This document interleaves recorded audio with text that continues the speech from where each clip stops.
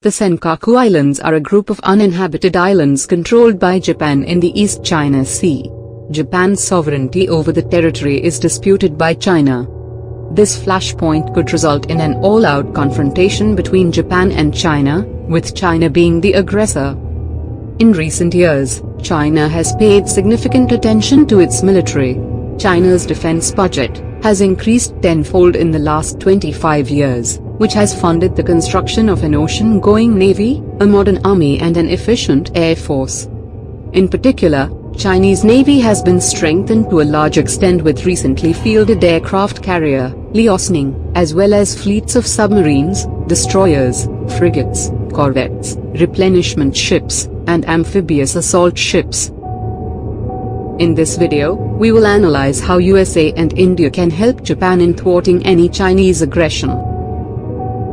The Chinese military is an impressive force, but local geography will create challenges during wartime. Japan controls a string of islands that form the Miyako Strait, which Chinese naval forces must transit to enter the Western Pacific.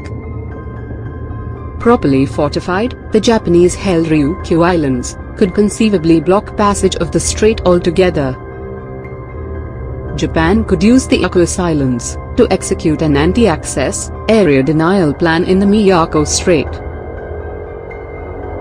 Like any good A2AD strategy, such a plan in the strait would require a fraction of the spending necessary to overcome it. Japan's self-defense forces will initiate the following steps to counter China. 1. The radar network consisting of an TPY-2 radars would stand guard against ballistic missile attacks by the 2nd Artillery Corps of China. This would be backed up by the Japan Maritime Self-Defense Forces BMD, ballistic missile defense, capable cruisers and destroyers, of which there are currently 4. 2. Patriot PAC-2 and PAC-3 interceptors would provide point defense against aircraft and ballistic missiles respectively. 3. Japan's fleet of 16 submarines is in the process of being increased to 22. They will be the most effective active defense. The submarine fleet, composed of the newer Soryu and older Oyashio-class diesel-electric submarines, is one of the most professional and technologically advanced in the world. This would pit Japan's strength in submarine warfare against Chinese weaknesses in anti-submarine warfare. 4. Operating from Okinawa and Kyushu, Japan's fleet of E-767 and E-2D early warning aircraft would detect enemy fighters and direct the air battle. F-15J fighters would be vectored to intercept Chinese fighters. The F-15Js would also be tasked with destroying China's airborne early warning and tanker aircrafts. 5. Japan has several batteries of Type 88 missiles, which mount 6 missiles per transporter truck. The Type 88 has a range of nearly 100 miles, meaning that missiles mounted on Mikojima and Okinawa would overlap in range, completely covering the strait. This defensive configuration will be able to absorb the initial Chinese onslaught, and provide enough time to USA and India to get involved. USA is bound by the Treaty of Mutual Cooperation and Security to help Japan. For the convenience of viewers, here is a brief details of the agreement. The treaty was first signed in 1952, and was updated many times after that.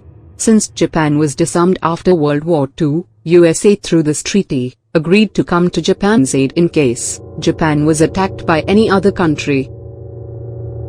Under the treaty, both parties assumed an obligation to maintain and develop their capacities to resist armed attack in common, and to assist each other in case of military attack on territories under Japanese administration. To support that requirement, it provided for the continued presence of U.S. military bases in Japan. The United States Forces Japan, USFJ, is an active subordinate unified command of the United States Pacific Command, USPACOM. USFJ will swing into action and initiate encrypted communication to activate the security protocol. This will set rolling the following. 1. The Pentagon has designed a new strategy for the 21st century, called Air-Sea Battle, a concept that combines air and naval forces to punch through the increasingly formidable defenses of nations like China. 2. An important part of Air-Sea Battle calls for the military to operate from small, bare-bone bases in the Pacific, so that its forces can disperse to in case their main bases are targeted by Chinese ballistic missiles. 3. US will activate its forces in these bases, and send its fighters to defend Japan's airspace. 4. Carrier Strike Group, Commander Fleet Activities Yokosuka, which is based out of Japan, will be activated, and it will initiate active defensive positioning to counter Chinese Navy and Air Force. 5. US Air Force will send an Airborne Warning and Control System, AWACS, to monitor the skies, and relay minute-by-minute information to Japan and India. 6. Chinese Navy has large number of surface ships as well as submarines. The P-8 Poseidon is developed for the United States Navy by Boeing. It conducts anti-submarine warfare, ASW, anti-surface warfare, ASUW, and shipping interdiction, along with an electronic signals intelligence role. It is equipped with Raytheon APY-10 multi-mission surface search radar, and many other sensors to detect surface and underwater vessels. These will be immediately pressed into action. India has long-standing border dispute with China. India has good relations with Japan. In case of a Chinese attack on Japan, India is not expected to be a mute spectator. Japan's loss is India's loss, as both of them have China as common rival. Also, if China gets away with aggression against Japan, it will become more buoyant and create problems for India. India, USA and Japan share close strategic relation which can be judged by the following. 1. India is participating in Exercise Malabar, a trilateral naval exercise involving the United States and Japan. Originally a bilateral exercise between India and the US, Japan became a permanent partner in 2015. Despite the statement by a top US Navy officer that Malabar was not directly aimed at China, there is very little doubt about who is the target. The exercise is conducted only about 400 kilometers from the contested Senkaku Islands. Scenarios include hunting for Chinese submarines, ships and countering hostile Chinese Navy. 2. India and the United States have agreed in principle to share military logistics. Washington and New Delhi have largely agreed to the terms of a new agreement that allows the two militaries to use each other's land, air and naval bases for resupplies, repair and rest. This has been specifically done, keeping China in mind. India will keep Chinese guessing about the future actions and take the following steps. 1. India will start providing intelligence to Japan and USA on Chinese movements. 2. India has one of the largest armies in the world. India will start mobilizing its troops near the Indo-China border to create pressure on China. 3. Defense Ministry has approved the induction of a 3rd Regiment of BrahMos for deployment in northeastern sector along the China border. The BrahMos is a ramjet supersonic cruise missile having a range of 290 kilometers. Each regiment of BrahMos consists of around 65 missiles, 5 mobile autonomous launchers and supporting equipment. India will activate the regiment for battle. 4. According to latest media reports, Defense Ministry has cleared the plan to raise 6 new armored regiments that will be equipped with roughly 350 tanks. In addition, 3 mechanized infantry battalions will be raised with 180 BMP-2 infantry combat vehicles. These will be put on alert. 5. India is buying the 155mm M777 guns at a cost of about $750 million from America's BAE Systems. The M777 howitzer is a towed 155mm artillery piece, is a successor to the M198 howitzer. It is manufactured by BAE Systems Global Combat Systems Division. This is first major buy for the Mountain Strike Corps. Note that, the Mountain Strike Corps has been specially raised to defend India's border with China. These guns will be set to fire-ready condition. Though Japan's military budget is about 1/4 compared to China, Japan's self-defense force is an efficient unit. It can drive the confrontation to a stalemate on its own. USA and India's actions will heavily tilt the balance against China. China also has dispute with all the neighboring country except Pakistan. Pakistan is expected not to intervene as it is dependent on USA for economic aid. Surrounded by rival nations like Vietnam and Philippines, China will find itself under immense pressure. It will understand that, it's a war it can't win but only lose. It will halt the campaign, and will have to agree to an unconditional ceasefire.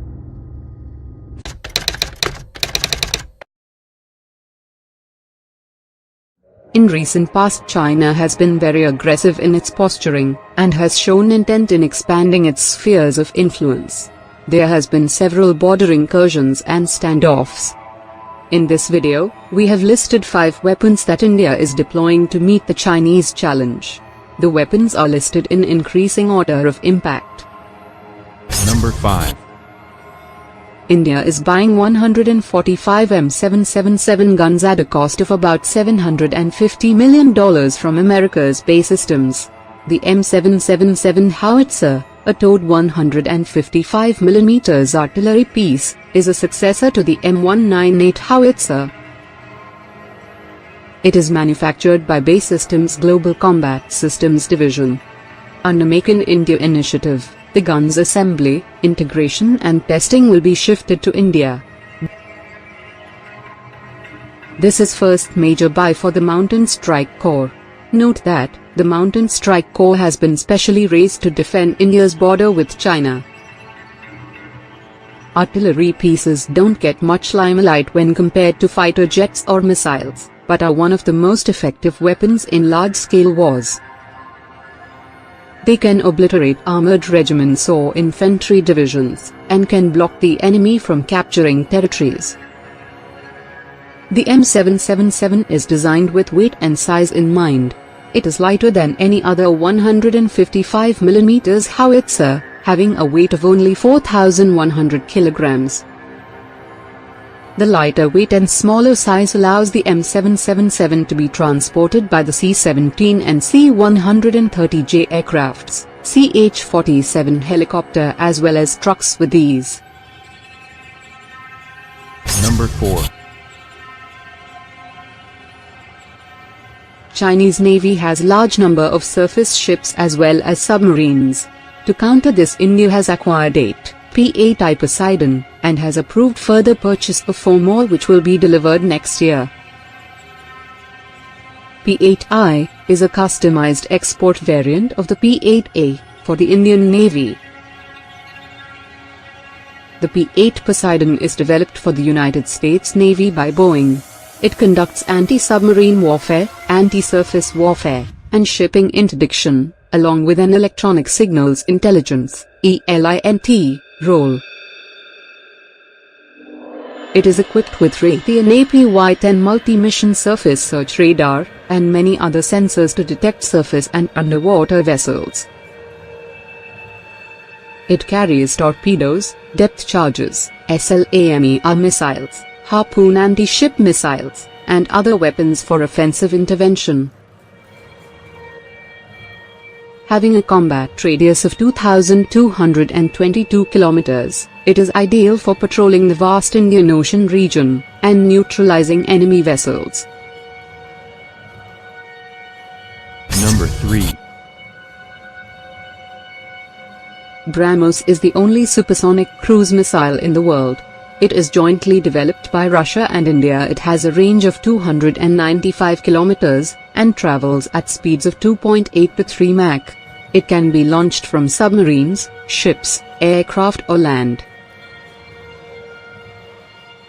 Its speed provides little reaction time to enemy air defenses. Guided by navigation satellites, its own inertial navigation system or independent radars, it can precisely hit its target. India has deployed BrahMos in 3 platforms, which are as follows. 1. Kolkata-class destroyers is equipped with BrahMos, and will be guided by very powerful MF STARS radar.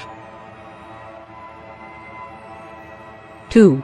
BrahMos has been fitted, and successfully fired from India's frontline fighter, Su-30 MKI.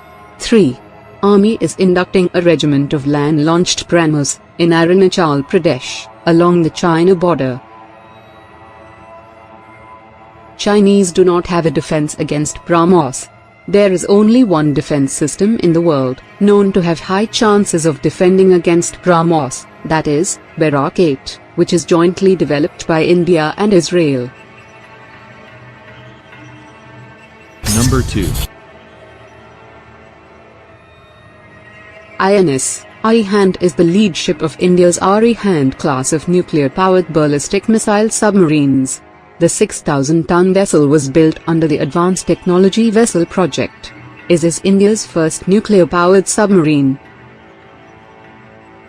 Construction of 3 more submarines of this class is also underway. It has 4 vertical launch tubes, which can carry 12 smaller K-15 missiles, or 4 larger K-4 missiles.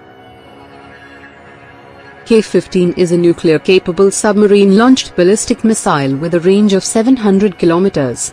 K-4 is an intermediate-range nuclear-capable submarine-launched ballistic missile having an effective range of 3,500 kilometers. India currently possesses the ability to launch nuclear weapons from land and air.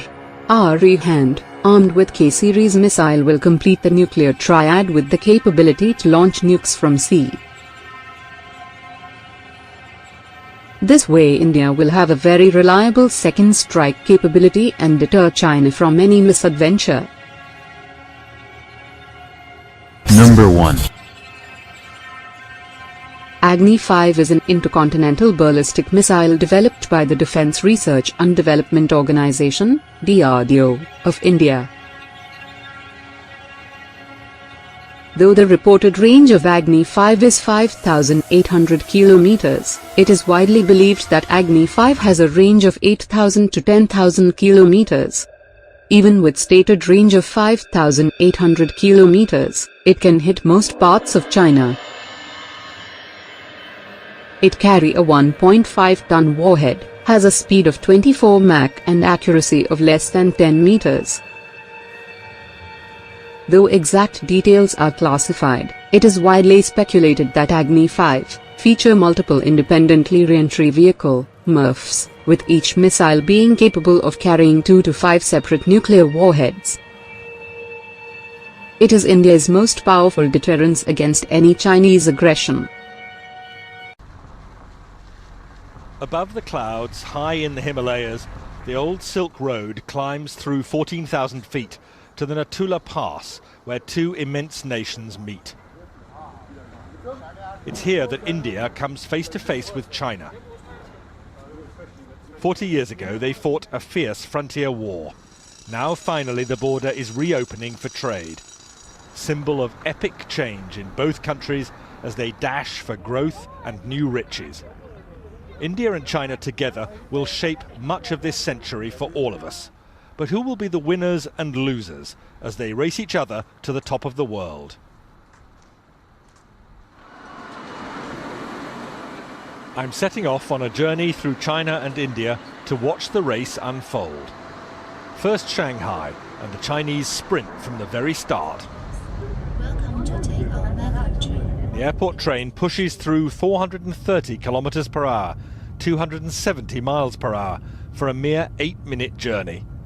Impressive, undoubtedly. Vitally needed, hardly. But this train is a political statement. Be amazed, be very amazed by China's rise. Once China decided it wanted the fastest train in the world, there didn't need to be any public discussion. This isn't a democracy. In a one-party state, what the government wants, the government gets. The train seems to shout to the world, "We're overtaking you all." Arriving in India is a very different story. This doesn't immediately look like a country on a dash for growth. A taxi in Mumbai, the country's commercial capital, gives me far too much time for a close-up view of slums and jams. Most of India's roads are hopelessly inadequate, part of a lousy infrastructure. But what's holding India back? Partly it's the need to persuade people in overcrowded areas like this to move out of the path of modernisation. They can't be forced out of the way. It's called democracy. But how does it look to those creating the new wealth? Hi. Nice to meet you. Good What do you think to- would suit me? I can do all kinds of shoes. I like these ones. These Yeah. are really smart. In Shanghai, Billy Wang's handmade shoes tell a powerful tale. Billy took me to his small factory, a tiny but thriving part of China's manufacturing boom. His workers copy from photos their customers' favourite shoes. It's all imitation, not innovation. The business is expanding very fast, like all Chinese manufacturing, and Mr. Wang certainly doesn't question China's system, which helps make him rich. I'm just a shoemaker. I just worry about my shoes. Nothing else matters to me. I just want to make good shoes. How much does your business and your future success depend on China's government? According to the Chinese way of thinking, the political system is decisive. Everything else comes second to this. And that's the message big picture China tells you too.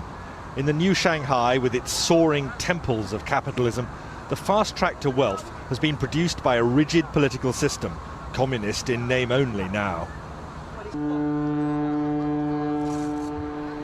Shanghai's international port is part of national success built on an unwritten deal.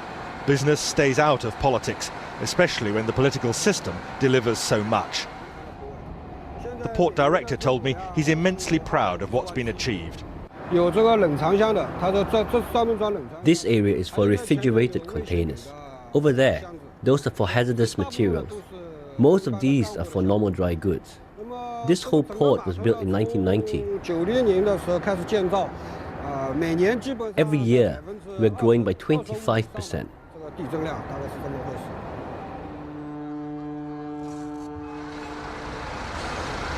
More than that, it's largely one-way traffic here.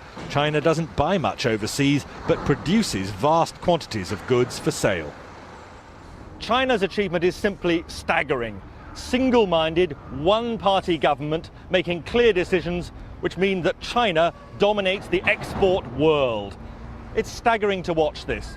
Containers coming on and off ships simultaneously, most of them coming into China empty, most of them going out crammed with Chinese exports. This isn't something that should worry just India, it worries economies across the world. A huge trade imbalance.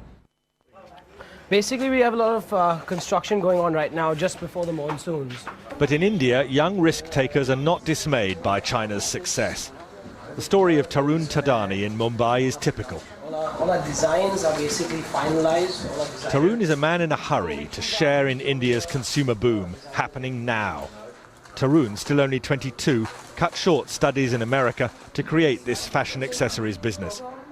And the emphasis here in his design room, unlike China, is on innovation, not imitation. Here is all our new products. Next door in the workshop, a small team churns out low-cost fashion accessories for eager buyers among India's spreading middle class.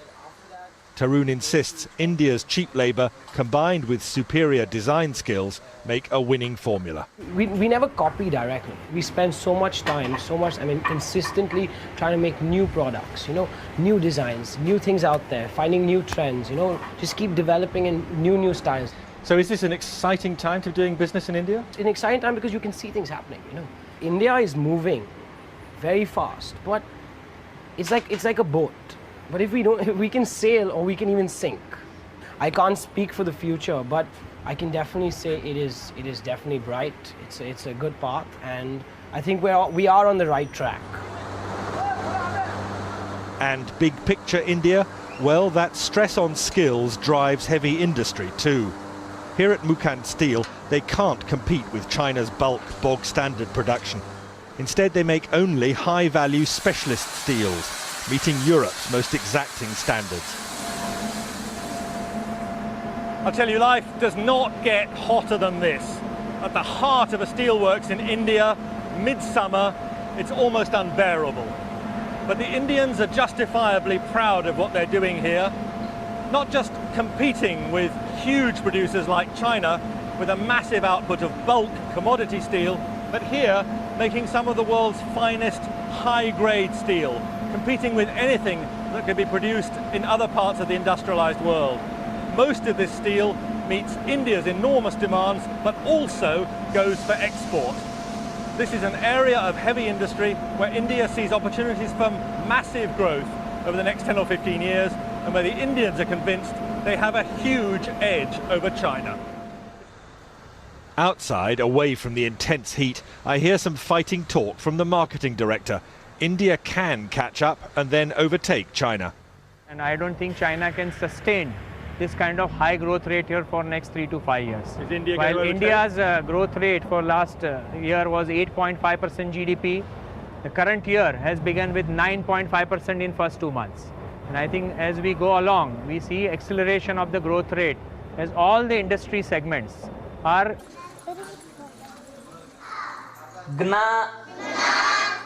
And fighting poverty means giving children skills which could lift them to jobs inside India's urban-led boom. An escape route from very low wages working the land. What would you spend it on? As it is, the headmaster sometimes despairs at the risk of perpetual poverty here. Resources, because uneducated parents, they are not sending their children properly to the school.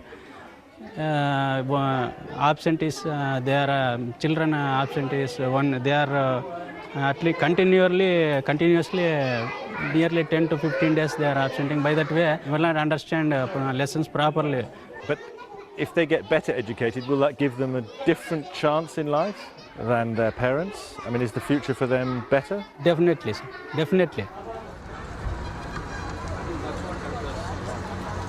Now look at this. Still India, but the contrast could hardly be more extreme. This is the breath-catching campus in Bangalore of Infosys, India's own homegrown software giant, and a major contributor to India's explosive growth. We have a faculty of 180 people who are faculties in computer science. This is possibly the largest computer science faculty anywhere in the world. Mohandas Pai, Infosys director, is showing me a vision of India's future. And the biggest emphasis of all here, no question, it's on teaching. Taking the highest achievers among India's college leavers to even greater heights. They see no limits to the country's future or their own. I want to leave a mark. I'm looking at making a difference somewhere down the line. It's not like everything is already done. So there's so much that's yet to be discovered, that's yet to be tapped. So that way, there's a lot of scope to make a difference. Is this an... Number 5. Since 1970s, lot of progress have been made in SAM, surface-to-air missile, technology. SAMs play a very important role of anti-area/access denial. Any area defended by a modern SAM, like S-400, is very hard to penetrate, even by the most technologically advanced aircrafts. These systems are also economically more viable, as a missile costing $0.2 to $0.8 million can take out a $30 to $50 million plane. To defeat these systems, a new category of air-to-land missile have been developed. They are designated as anti-radiation missile, ARM. They are commonly carried by special aircrafts in seed role. Currently only a handful of countries, like the US, Germany, Russia and Brazil have built this kind of missile. Number 4. All SAM need radars for targeting. GARM are designed to pick up signals or radiations from radars and communication facilities, and then target them, leading to their eventual destruction. The primary purpose of this type of missile is to degrade adversaries' air defenses in the first period of a conflict, in order to increase the chances of survival for the following waves of strike aircraft. They can also be used to quickly shut down unexpected surface-to-air missile sites during an air raid. Number 3. The Defense Research and Development Organization, DRDO, is working on anti-radiation missile, and is named as New Generation Anti-Radiation Missile, NGARM. It is expected that the maiden flight test will be held by the end of 2016. The Indian Air Force would be inducting this missile within 2 years, following the completion of all the developmental trails.